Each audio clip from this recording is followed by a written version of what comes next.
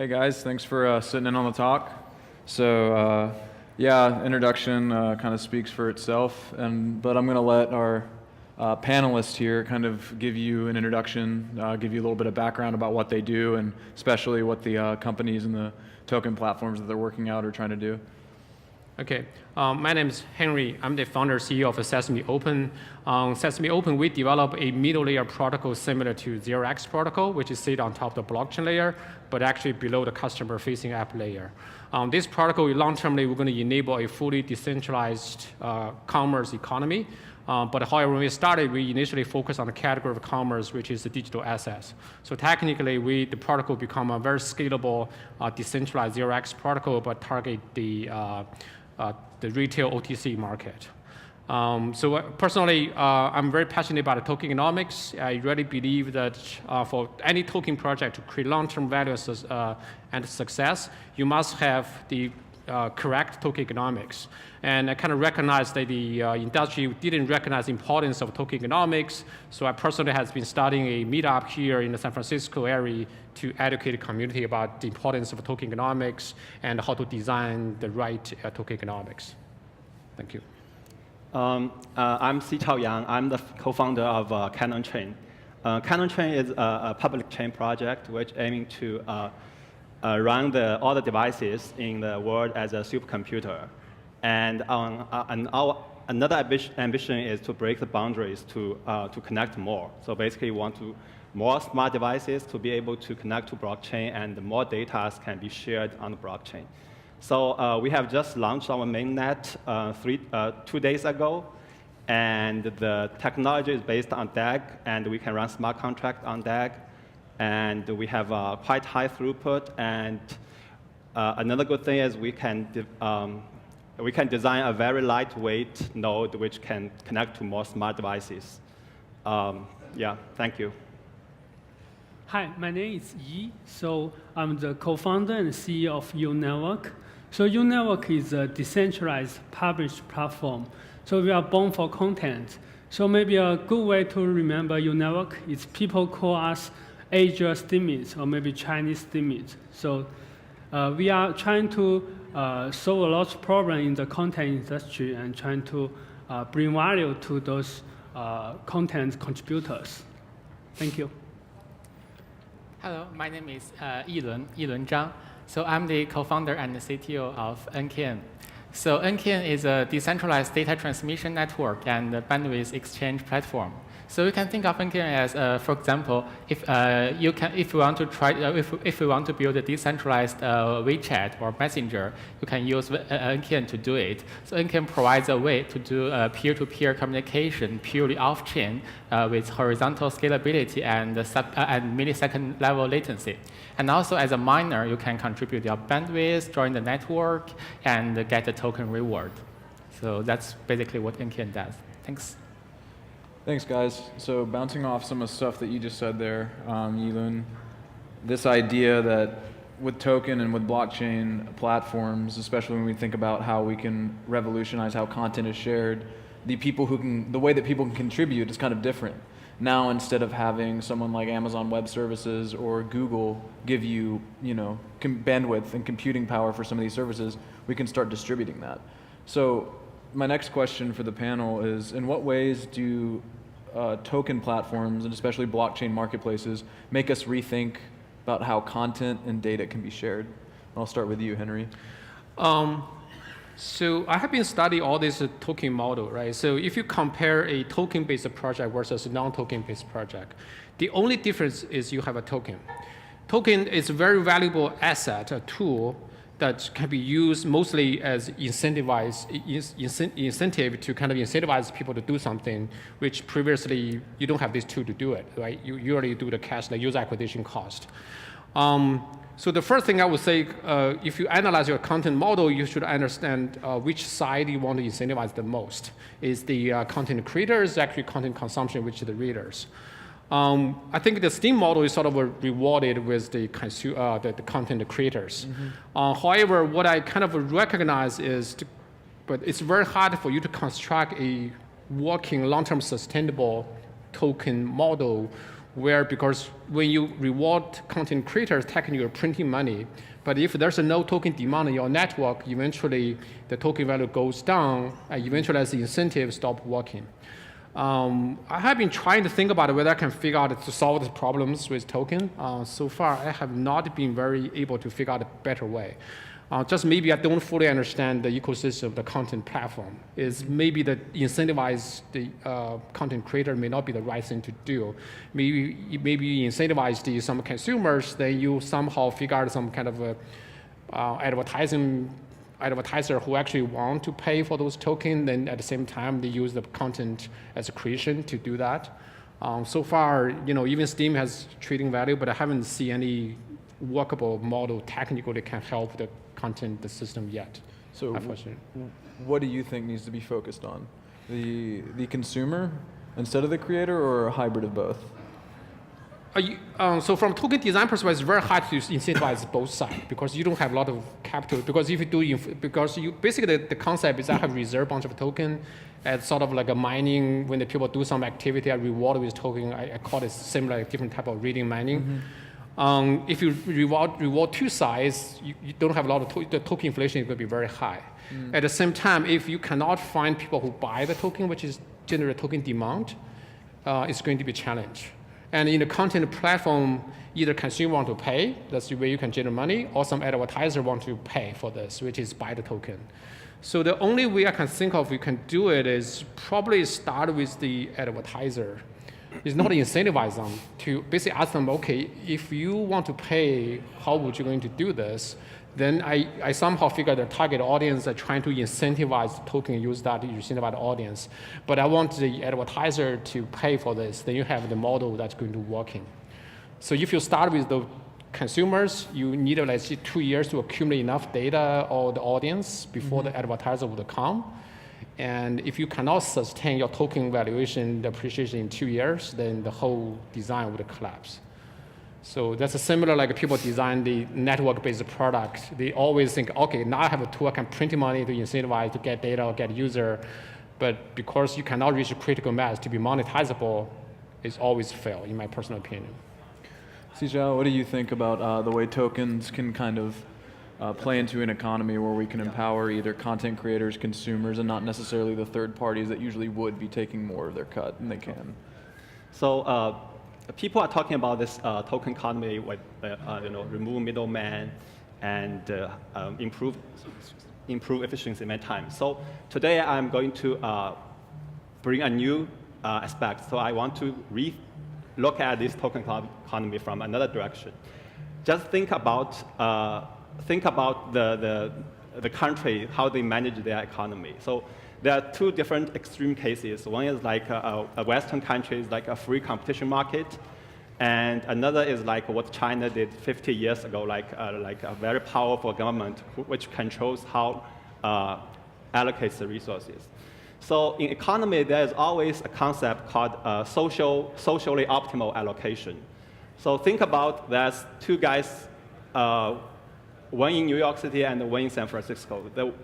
The guy in New York City who wants 3 muffins for breakfast, he's very happy. And the one in the San Francisco needs 2 muffins for breakfast, and he's happy. So now if I have 5 muffins, I distribute 3 to the guy in New York City and 2 to the guy in San Francisco. Both of them are happy. So that's called a social optimal allocation. But for a centralized distributor, he's not able to do that because he's not able to understand the demand from these different people in different geo-distributed areas. So people are arguing that a free competition market is good for these kind of efficient allocation. But it's well known that in the economy, there are producers and the consumers, but they are playing like a non-cooperative game. But it's well known that the equilibrium point for this non-cooperative game is not social optimal. Sometimes the economic crisis happens. The producer like pouring the milk into the Mississippi River, and some people still don't get it. So actually, blockchain brings a very good point, a very good solution to that, because all the producers, no matter what content producer or other product producers, all the producers and consumers, they follow all their behavior has to follow the smart contract designed for this economy by using that token. Then the consumer and the producer, they actually are playing a cooperative game. This cooperative game was regularized by the smart contract. It gives the hope to bridge the gap between the equilibrium point and the social optimal point. So it creates some order into the marketplaces and into the ecosystems. It Yes. creates both economic order and, in a way, governance. Yes. You know, code is law. You can't break the code. Yeah. And because you can't break the code, then in some ways, you can't cheat the system like, you know, Right. you arguably can in Right. current systems. Right. So Yi, I would especially like to talk about this in U-Network's context, right? Because we're starting to see advertising models for some online content starting to fail, right? Yes. And we've seen some projects and token projects like Brave, or Bat rather, trying to solve this, and there's another one called Mad as well. So how can U-Network kind of help to reestablish some equilibrium between, you know, what, you know, either if it's a writer or some sort of other content producer, how they can kind of remonetize what they've created? So I think like advertising is one way to do this. Besides that, I think maybe so people also can purchase the article they like. So in the traditional market, it's like hard to maybe people not willing to pay for articles. But I think in the future, like blockchain is a kind of a good value network, and with the say introduction of smart contracts, I think in the future, like microtransactions will become available. So maybe you can pay just very little money for an article you like. So that it will also kind of build an incentive for those authors to contribute more good content. So I think that's one way we are trying to working towards. So besides that, I think like Henry and Sichao mentioned about, like blockchain network is a very good way to get rid of the middleman, so that when people are producing good content, like they can also get some shares of those value they created. So like some big network like Facebook, they're actually very valuable, but the value providers or maybe the content contributors like us, we didn't get any too much benefit from that. I think that's also a good benefit of blockchain. So in the blockchain world, like the content contributors or maybe the consumers, the relationship is not just just one short deal. They are more kind of if with tokens, you can be shareholders of the network.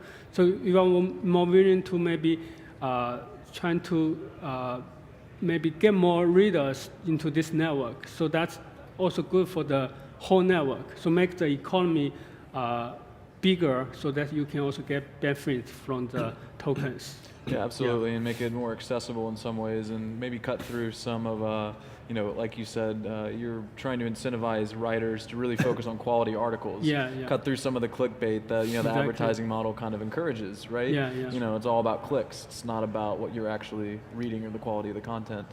Yeah. Yilun, I want to specifically talk about with NKN. You know, you mentioned to me before we got on stage about the games that are being built on top of it, and the fact that basically the bandwidth and the resources that are used to build those games also net people tokens. Mm-hmm. So, you know, in what ways can something like a token economy empower developers in ways that they wouldn't even realize? Oh, okay. So this is a question that I think it's not commonly realized, but a blockchain actually enables some kind of free resources, I call it. So for example, in like NK network, the miner will provide their resource just to get the mining reward. But sharing their resource itself is providing the developers a free resource. So that we can see the win-win case that developers use NK network to build games to get rid of the centralized server without any cost literally zero cost. And the resource producer, the miners, provide their bandwidth and get the mining tokens, and both are happy. So I think that's something blockchain provides uniquely about. Yeah, and what kind of things, what kind of secondary, they're not markets per se, but secondary, tertiary use cases could we see out of something like NKN, where miners are essentially giving people their bandwidth and their resources to run applications? Oh, okay. So I will probably, let me see, give two examples. So one example is that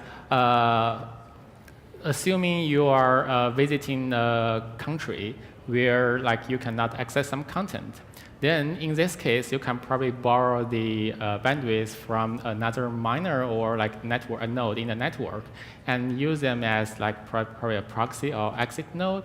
And then you can visit some content or probably visit some content much faster than you already direct connection.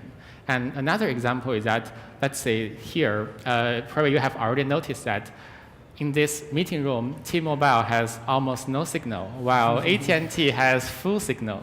So and sadly, we don't have Wi-Fi here. I guess most of people don't have Wi-Fi here. So that almost caused some of us to miss the meeting, pre-meeting before this panel. So assuming that I'm running on a T-Mobile phone, I can ask someone nearby automatically to borrow some of their AT&T bandwidth to help me send some message or get some message or get some important email. Then that probably saved my life, and it don't cost a lot of money, but it do cost a little bit. And this is very healthy, healthy condition, because here, not every AT&T user are very tight on bandwidth, and some are willing to share, and they can get tokens as reward. So that would be very beneficial for both of them. Wonderful. Sichao, I want to return to your concept of a global supercomputer, right? And this is something that we always talk about in the cryptocurrency blockchain industry, we're scaling. How are we going to scale these networks and these platforms to be global? So maybe we can just break ground on that a little bit, and then I'll open it up for other panelists to kind of comment on this and share their thoughts as well. Okay. First of all, I want to talk why I think the global, to develop a public chain, why like Ethereum, so why it has to be finally developed into a global supercomputer, because I think it's necessary. I have talking about the smart contract can use. I just talked how the smart contract can be used as make the supplier and the consumer, they can collaborate as a cooperative game, but it's not that simple. So the current smart contract is not able to support that, to bridge the gap between the efficient point and the equilibrium point. So if you really want to achieve this goal, this smart contract has to be a very, it's a scalable, secure, scalable, and a very dynamic thing. So that's why if we want to achieve that, the real blockchain has to be run as a supercomputer. So in order to achieve that, there are a lot of things to deal with. First of all, it has to be secure, and also it has to be it had to solve the problem called trusted computing problem, like zero knowledge proof or something like that, and also distributed storage, because you have to because more and more data comes in. You have to solve this storage problem so that all the full nodes are sustainable. Right? Is part of that storage problem, could some of that be unloaded off-chain? Yes, but you still, for full node, you still need them to be less yes. storage compared to the current scenario. So, and also, we know that in the real world, more than 90% data come from small devices, like healthcare data and those industrial IoT data. So we have to enable those data to be connected to the blockchain, so that the whole blockchain can understand all these data and try to build a more efficient kind of economy system. Yilun, could NKN theoretically be used for something like a decentralized storage? Yes, NKN can, or I would say with some add-ons. So NKN itself is more focused on like decentralized data transmission, but data transmission or network, you can think of it network layer. But network layer itself can be like built together with other, let's say, storage add-on or probably compute add-on to provide like much more reachable functions. Yeah. And Henry, for something like SesameOpen, what do you look for in terms of how you can scale the platform, especially when we talked backstage about how it's an agnostic platform? Yes. So as a decentralized commerce, basically in terms of once it reaches scale, the number of transactions that are going to happen definitely cannot be handled by today's like blockchain. So that's why I have been personally has interest to study all the scaling solutions and what can you do from the application perspective. So I don't want to repeat like people doing layer 1, layer 2 scaling. That's basically if you're not getting to that stable, people say can double and a lot of people can claim 10 million TPS. They can claim it, whether it's true or not is something we cannot control. But however, I do recently, because we need to solve problems from application perspective, there are just advice for application developers. There are like actually many ways you could optimize with the current infrastructure. For example, number one, you just talk about, because the blockchain, the value is secure, the value transfer. If some of your applications are not related to chain, you should offload the chain. In our case, the commerce transaction, the purchase is actually all off-chain, the communication is off-chain. Only we needed something like a set of values, like a reward or staking, even some payment, use a smart contract on-chain. Even that's still a lot for transactions. But recently, I actually discovered what I call the layer 3 scaling solution. It's basically, you do optimization at an application layer. For example, somebody has done like a batching. You batch the transaction together. If the transaction in the commerce case is not time sensitive, that means you could delay it. Basically, if you purchase something from Amazon, Amazon confirmed by the end of the day, you are still happy from user experience perspective. The Amazon could wait like the whole day to batch everything together and send one transaction to the smart contract. That's how we call it kind of layer 3 scaling solutions. If you follow the details of Ethereum development, there recently called I consider layer 3 is basically called a ZK snark to compress the transactions, which does not change any infrastructure of the existing deployment. So even ZK snark today is a little bit very expensive to produce, but you see the direction, like, it's because infrastructure is so hard to change. Let's figure out other ways to make this scalable. I think from our point of view, we think we have some solutions that are workable in the near term. And of course, the scaling needs to be done all stack from layer 1, layer 2, but also with the layer 3 as well. Okay. So you see scaling is even beyond some of the layers that we're looking at That's today. Right.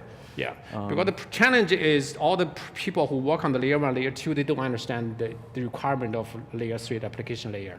That's why they cannot work on it. Only people who understand your application very well, you could make writing better code, better software algorithm, they can do some scaling that way. Absolutely. So I guess this is a fun question to ask, and I'll just go down the panel to ask this. Yep. In 10 years, what kind of services and goods will be tokenized, and what kind of platforms will we be using to engage with any sort of media, any sort of content, any sort of thing that we can purchase? Yeah, it's a big question, Henry, I know. You want me to start? Let's start with Yi, because he didn't get to speak during the last one. Okay, I think that's a very good question. So basically, like, blockchain is a value network. So I think it will make more sense for those contents that may involve some intrinsic values or maybe transactions related to this. I don't think every content should be like go to blockchain. Only maybe some content that can potentially have some transaction values, that would be good for this. So I think that's my probably first point.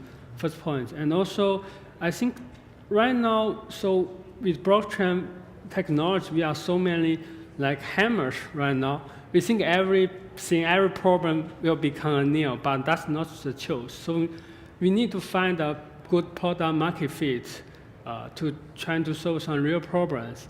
In this case, then we can scale the blockchain world. So, And yeah.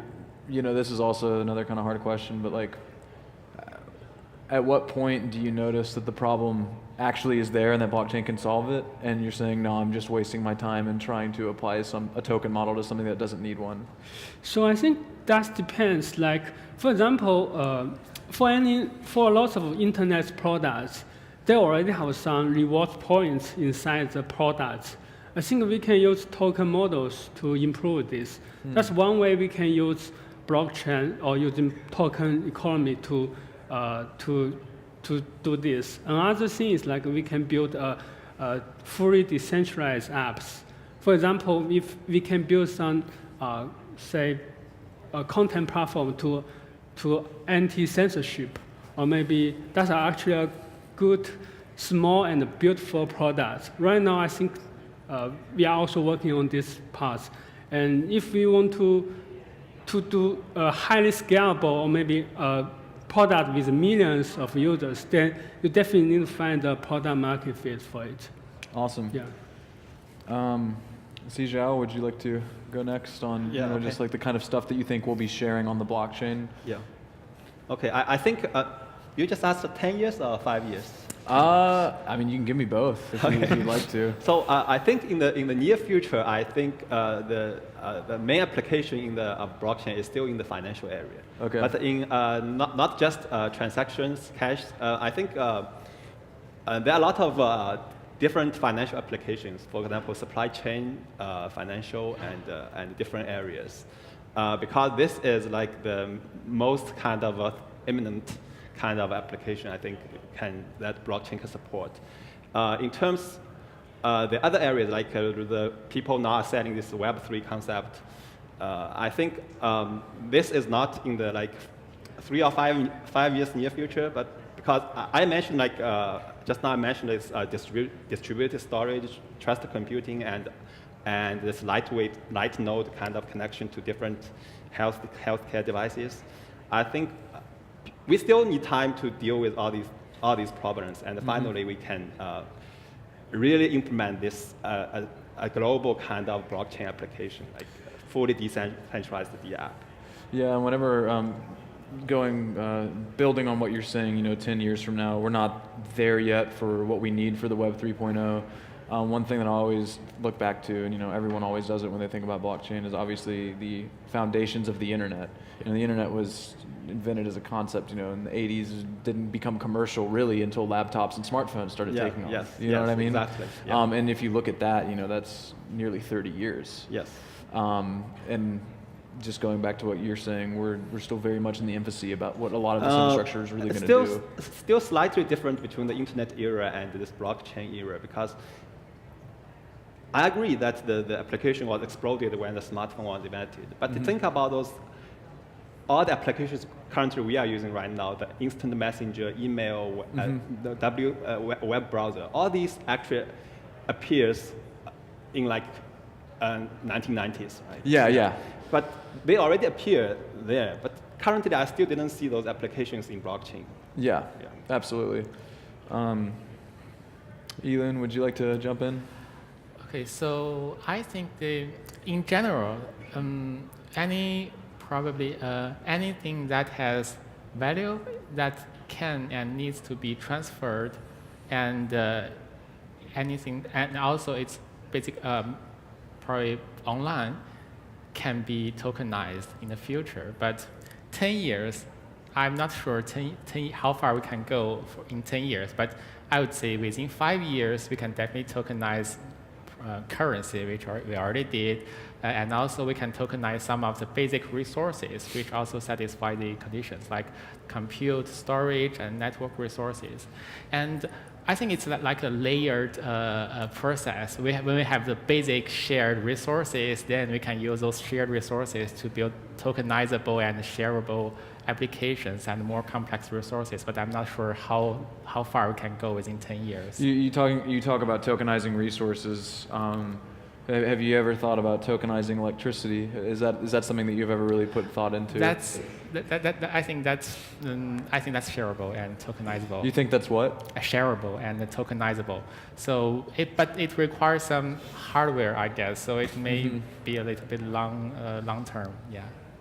Henry, would you like to round out our talk and give your thoughts? Yeah. So if you look at the history, and especially it's somewhat relevant to commerce, people always kind of pitch the idea. People challenge me is like, okay, what's wrong with current e-commerce and physical retail, right? I always told them is you look at the history when Amazon started e-commerce, there was no problem for consumers. Consumers are happy with their life without e-commerce. Because of the internet, people didn't know what happened. They created new behaviors. Now people cannot live without centralized e-commerce. My point is, I think today there were so many projects trying to tokenize everything. I cannot predict. I can predict in 10 years there's something will start to win. Let's just like the internet tried. People tried everything, but if you look at actually Amazon was the first wave of internet. Internet, so then 94 when started with books, and that's why we started with the digital asset. But however, what I think the key thing to look at it is for the tokenization to work is whether this movement provides value, economic value or not. So the reason I think Amazon eventually went because Amazon by design, the corporation, the technology design, provide more economic value than the physical retail because the price is cheaper. That's how they use the price in the first 5 years to gain the retailers from the physical retail to them. And that's why we replicate that strategy when we design our token economic is what can we do to provide make incentive. It cheaper, to make it cheaper for the consumer. That's why we call it proof of purchase mining. Every time you make the purchase, because we cannot compete with Amazon price, but we reward it with some token. We use some token economics inflations to basically people share the cost of this inflation to hopefully this would work. Everybody's still in the experiment stage. But I think in 10 years, the blockchain scalability will be solved. There will be a few. You think in 10 years we won't be talking about scalability anymore? I think with the talent people I know, I kind of know the fundamental layers. Yes, I think in 10 years it will be solved. So basically, if you think about it, they could easily reach the visas, the kind of a TPS. Yeah. Personally, I think initially I thought it going to be easier with the only chain going to win, but now I think like maybe 5 to 10 chain would win. But definitely not the 200 chains that today is competing trying to solve their problems. Do you think the Amazons of the world are going to try to co-opt stuff? So we talk about this as well, right? The first of all is Amazon from business model perspective, they have an intrinsic value not to decentralize their existing benefit.